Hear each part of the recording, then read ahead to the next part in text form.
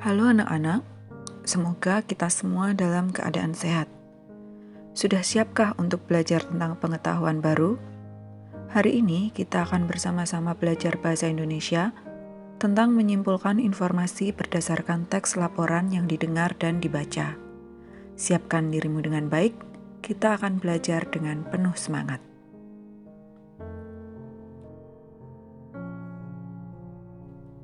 Teks laporan hasil pengamatan adalah teks yang dibuat sebagai hasil dari pengamatan terhadap sesuatu. Cara menyimpulkan teks laporan hasil pengamatan yang didengar dan dibaca. Yang didengar, pertama, mendengarkan dengan seksama. Yang dibaca, pertama, membaca dengan seksama. Perbedaannya, mendengarkan dan membaca.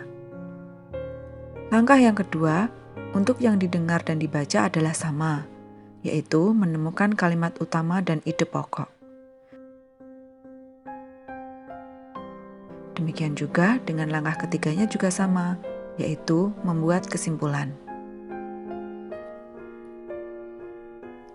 Pada langkah kedua, kita harus menemukan kalimat utama dan ide pokok. Apakah kalimat utama dan ide pokok itu?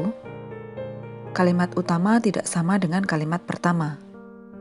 Kalimat utama yaitu kalimat inti yang digunakan sebagai acuan dalam pengembangan suatu paragraf.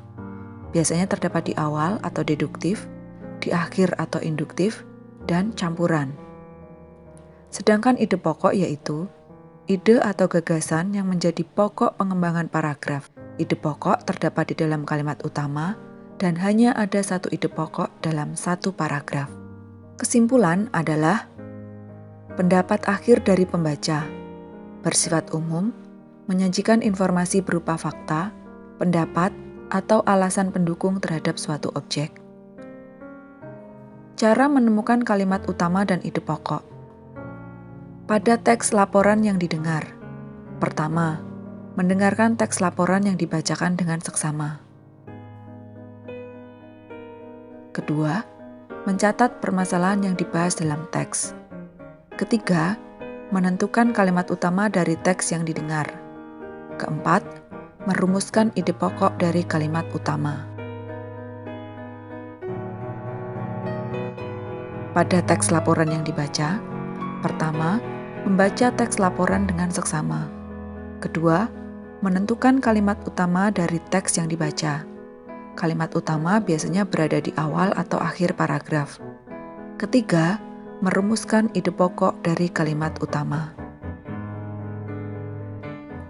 Contoh, perhatikan teks di samping.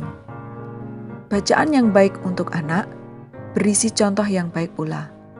Cara yang dapat dilakukan dengan menampilkan tokoh kartun, boneka, badut yang lucu, tetapi mengandung unsur pendidikan. Tokoh binatang yang cerdik pun dapat pula mewakili pesan moral. Misalnya, kancil menipu buaya atau sejenisnya. Tokoh orang bertubuh raksasa tetapi sangat baik terhadap sesama. Berdasarkan teks tersebut, dapat diketahui bahwa kalimat utamanya adalah bacaan yang baik untuk anak berisi contoh yang baik pula. Sedangkan ide pokoknya adalah bacaan yang baik untuk anak. Ciri kesimpulan yang baik yaitu berisi pesan yang ingin disampaikan kepada pembaca, merupakan intisari tulisan. Dimulai dari khusus ke umum, menggunakan kosakata baku, dibuat dengan kalimat sendiri berdasarkan ide pokok.